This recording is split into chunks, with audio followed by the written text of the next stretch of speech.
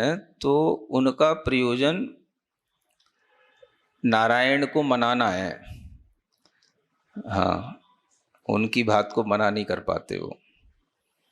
ऐसा होता है, घर में कुछ ऐसे लोग होते हैं जिनकी बात टाली नहीं जाती, तो इस तरह से उनके साथ बैठना पड़ता है, करना पड़ता है।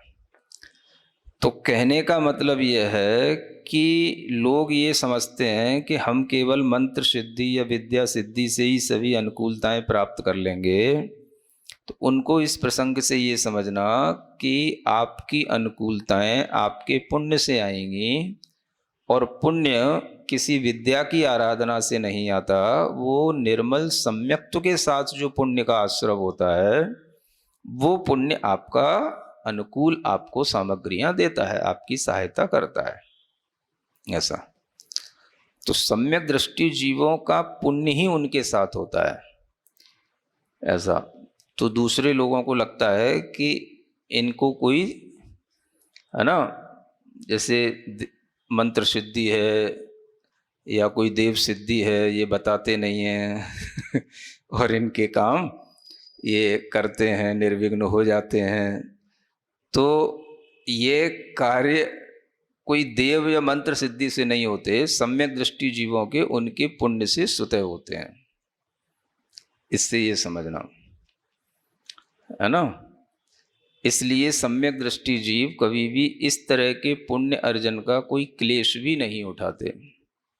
विद्या सिद्धि आदि करने का कुछ प्रसंगवश कुछ हो जाना, वो किसी के कहने में आ जाना, कुछ किसी की बात मानने के लिए कुछ कर लेना, वो अलग बात है, लेकिन वो इस तरह का क्लेश उठाने में विश्वास नहीं रखते हैं। तो इसलिए सम्यक दर्शन की आराधना करो, ये इसका तात्पर्य है। उससे जो पुण्य अर्जित होगा वो आपके लिए हमेशा सहयोगी बनेगा, आपको अनुकूलताएं देगा, है ना। इसलिए यहाँ बताया कि ये देव देते कुछ नहीं है, और अगर सामने खड़े भी हो जाएं कि हम तुम्हें दे रहे हैं, तो भी ये तुम्हारे काम पूरे के पूरे बना देंगे, ऐसा आप न समझें, क्योंकि इनकी भी अपनी एक सीमा है ना। जैसे रावण के समक्ष देवी ने आकर के कह दिया कि हम सबको बस में कर लेंगे, हम देवताओं को ही बस में कर लेंगे, बस ये सामने राम लक्ष्मण की बात मत करना। तो उसे उसी से ही तो प्रयोजन था, बाकी और दुनिया से क्या लेना देना था। तो इतना होने के बाद भी वही होता है ना। इसलिए आप लोग कभी भी किसी भी तरह के अपने कर्मों के उदय में विचलित ना हो करके तीर्थंकरों की भक्ति करते हुए, अपने सम्यक दर्शन को सुरक्षित रखते हुए अपने विघ्नों को दूर करने की कोशिश करें, तो उससे भी सम्यक दर्शन बना रहता है, और कोई बाधाएं होती हैं तो चली भी जाती हैं, है ना।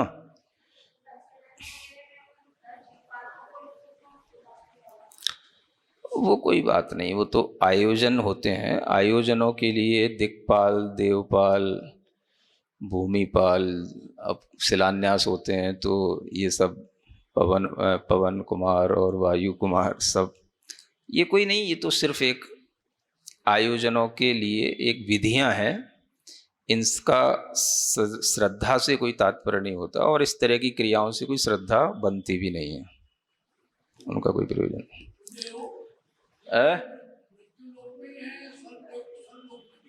क्या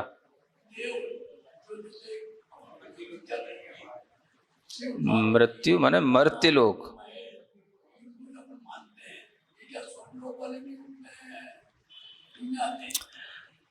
नहीं, स्वर्गलोक में तो वैमानिक देव ही आते हैं, बाकी तो सब ये भवनवासी आदि देव अधोलोक में भी रहते हैं और मध्यलोक में भी रहते हैं।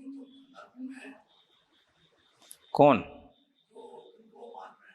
हाँ, वो तो सब है ही नहीं, तो भी मार रहा, इसी का नाम तो देव मूर्ता है।